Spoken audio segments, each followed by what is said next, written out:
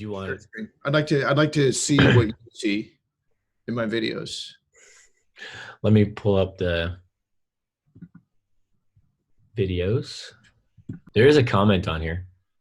Ah, there you go. And where do you, how did you? Backside kick turn, front foot flexed, back foot extend. Yeah, I didn't get the dorsal. Let me write that down again. That's the nerdy term. I don't think you really need the nerdy. Flexed in is dorsal? Dorsey. D-O-R-S-I. Oh, look at that front. Way less extension.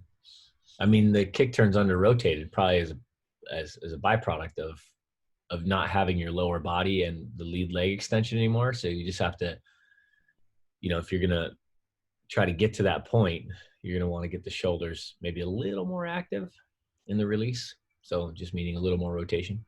Right. All I'm focusing on it now is the ankles. Right. As my coach said that everything starts at the ankles. Well, a lot more ankle flex in the lead leg in your approach. A lot more.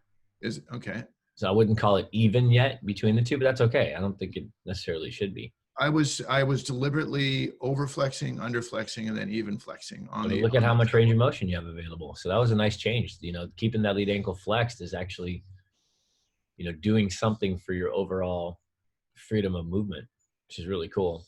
Do you remember what the comment said?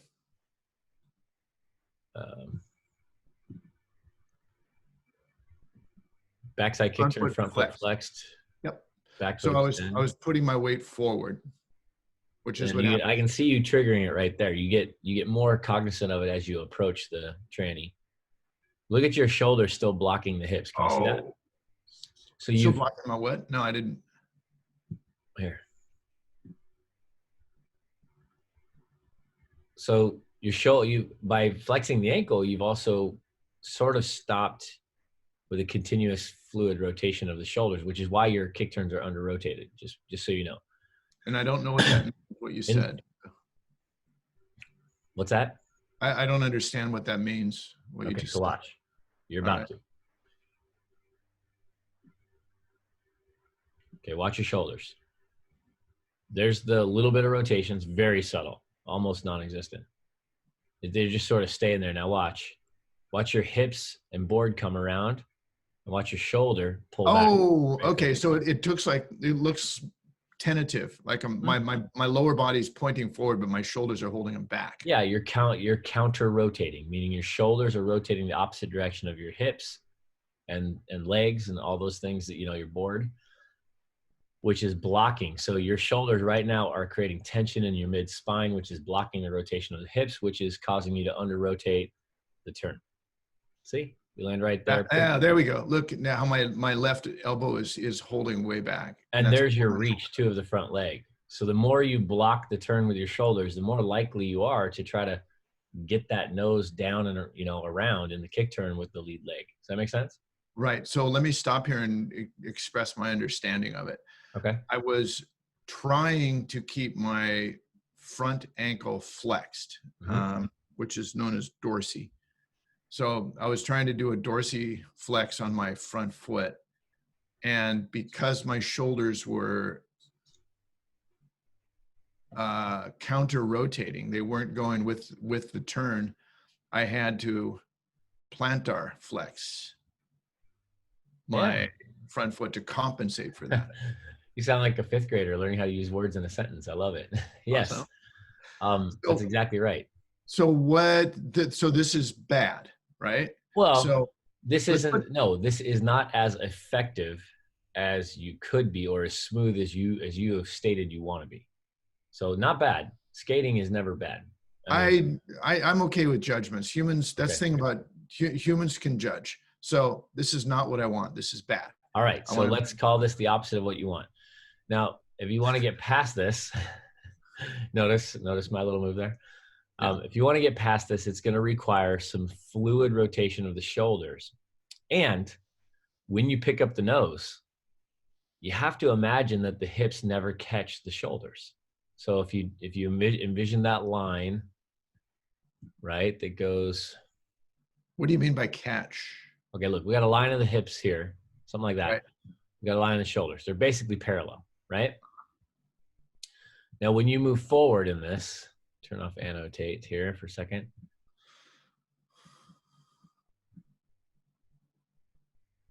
Okay, I'm going to freeze you right there. I'm going to draw new lines, okay? Right. Now the line of shoulders is say on this line, and the line of the hips is on this line. So there's, right? So now the shoulders are leading. So they're slightly rotated in a leading relationship to the hips, okay. right? So the shoulders have turned and there's tension in your spine, but it's leading tension.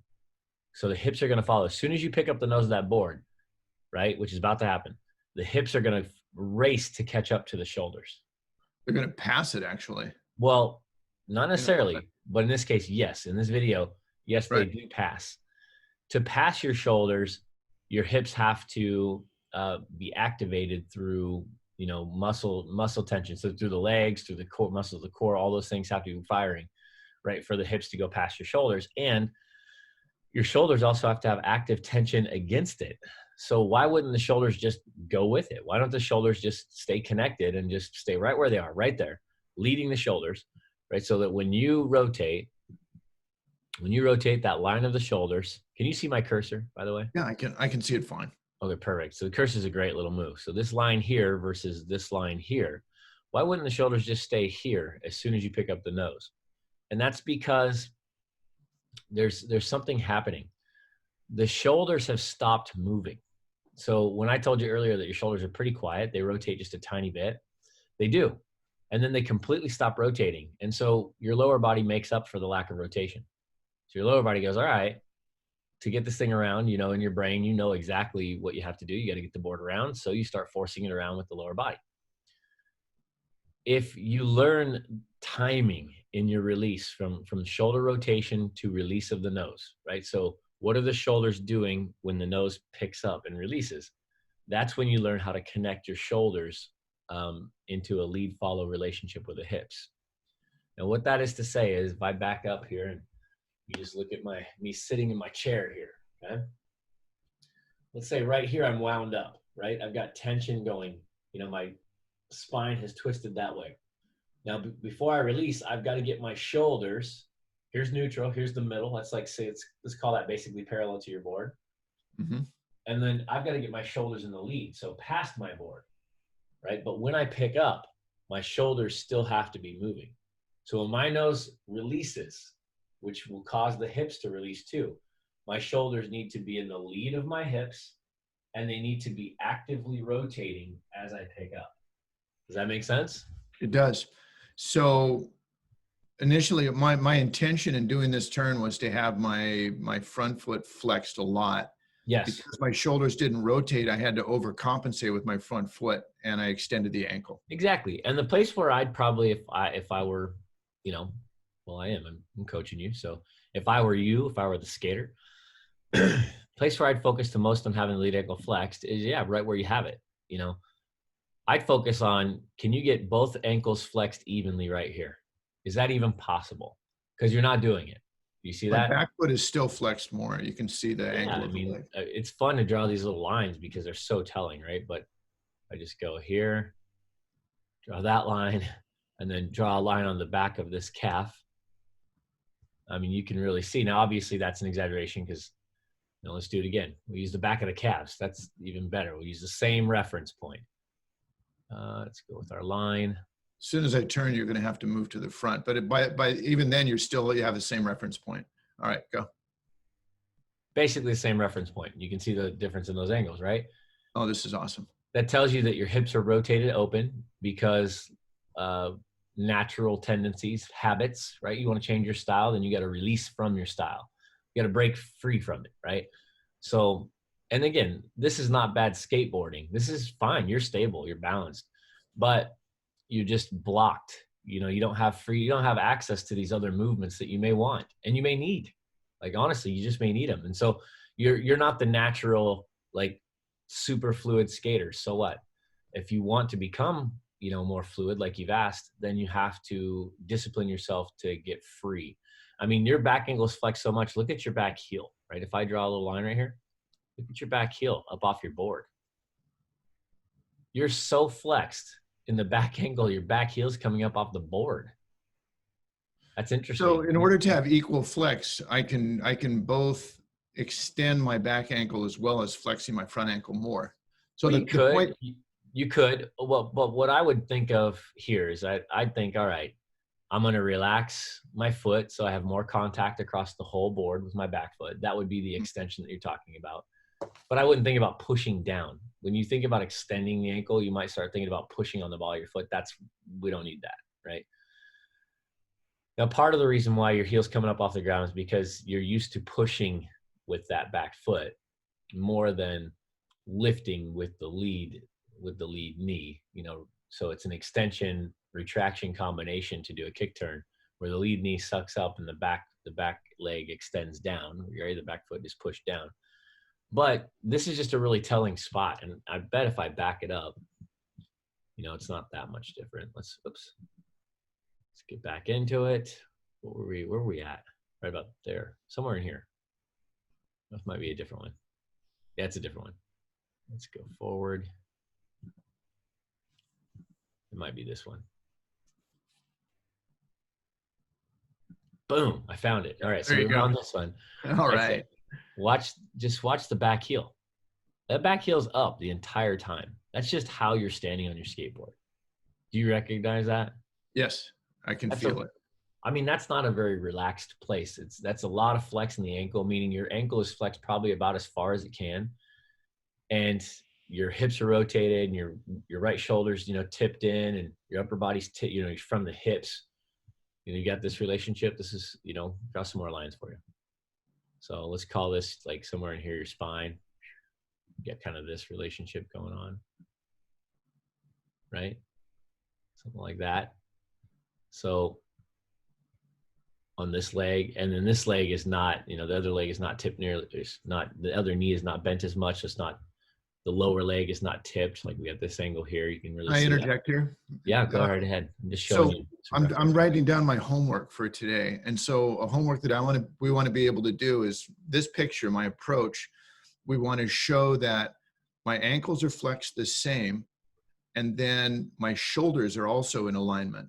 Well, with my hips. So basically my board, my ankles, my knees, my hips, and my shoulders should be in line with the skateboard. They should be in plane.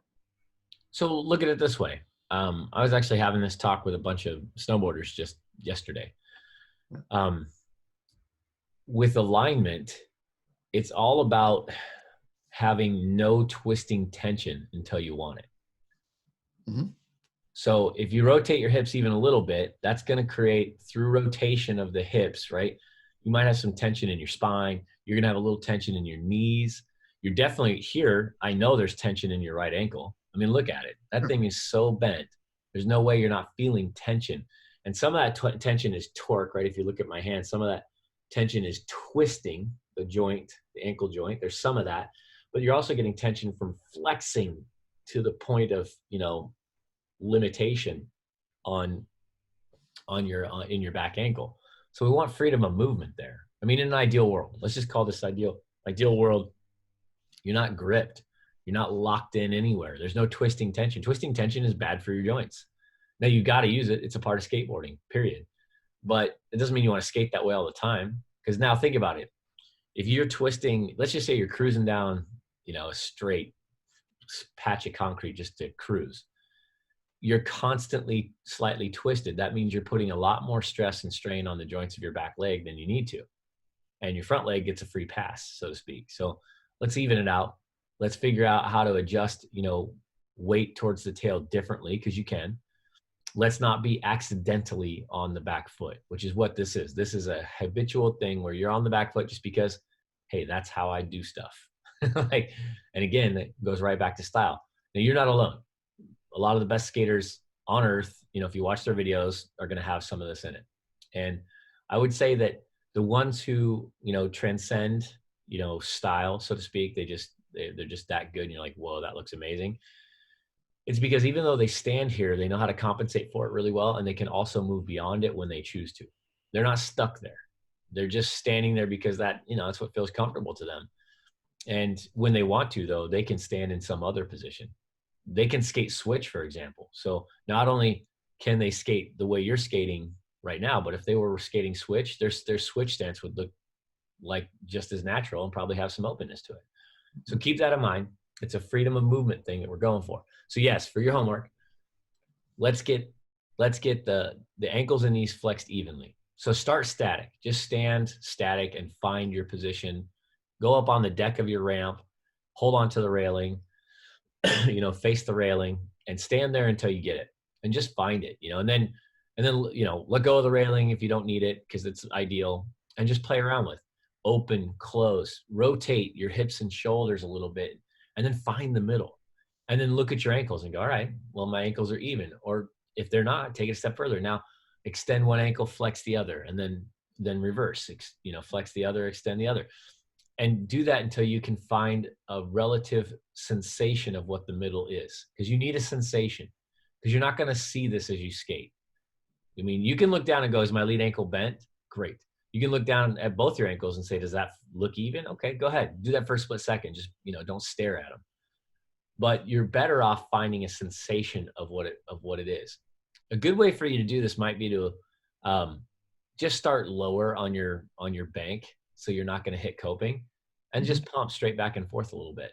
And then as you're going back and forth, especially on the bank and through the flat bottom, even up, find the middle until it becomes natural, right?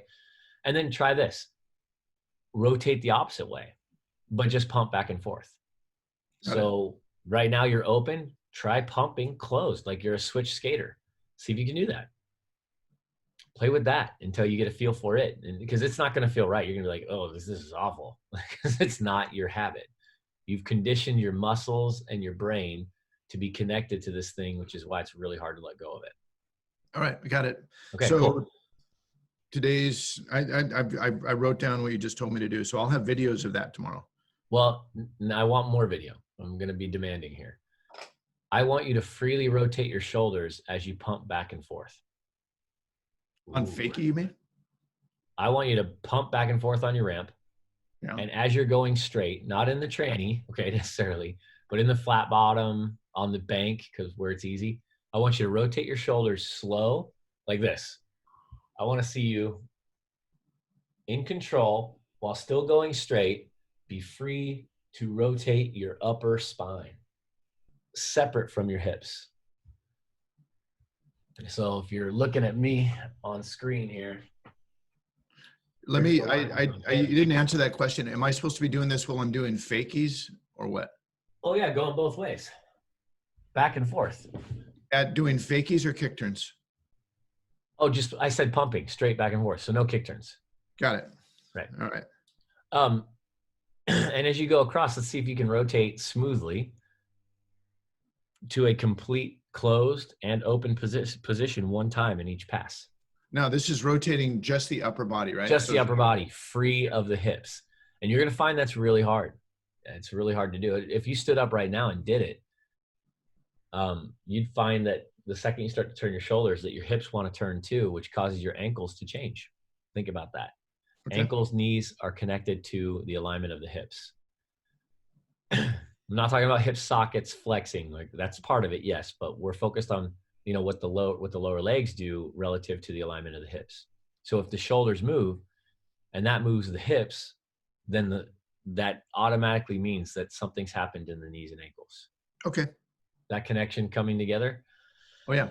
All right. So because then I want to see some shots of a couple kick turns after you've practiced these two things. Okay. I want to see a couple of shots of kick turns where you are leading through active rotation of the shoulders through a kick turn, where the hips never catch the shoulders. So the shoulders, my left shoulder stays ahead of my hips. That's what I'm looking for, right? Exactly. That's the goal. And hopefully the two drills that we just talked about will give you the freedom to get to that point. And remember that your shoulders have to be past the hips and still actively rotating when you lift your front knee. Say that again. Your shoulders have to be ahead of your hips or past your hips and actively rotating. They cannot have stopped, right? When you pick up your front knee. They still have to be on the move. You have to be actively engaging muscles to rotate the shoulders when you pick up your front knee. And if you are, then your hips likely won't catch your shoulders nearly as easily or at all.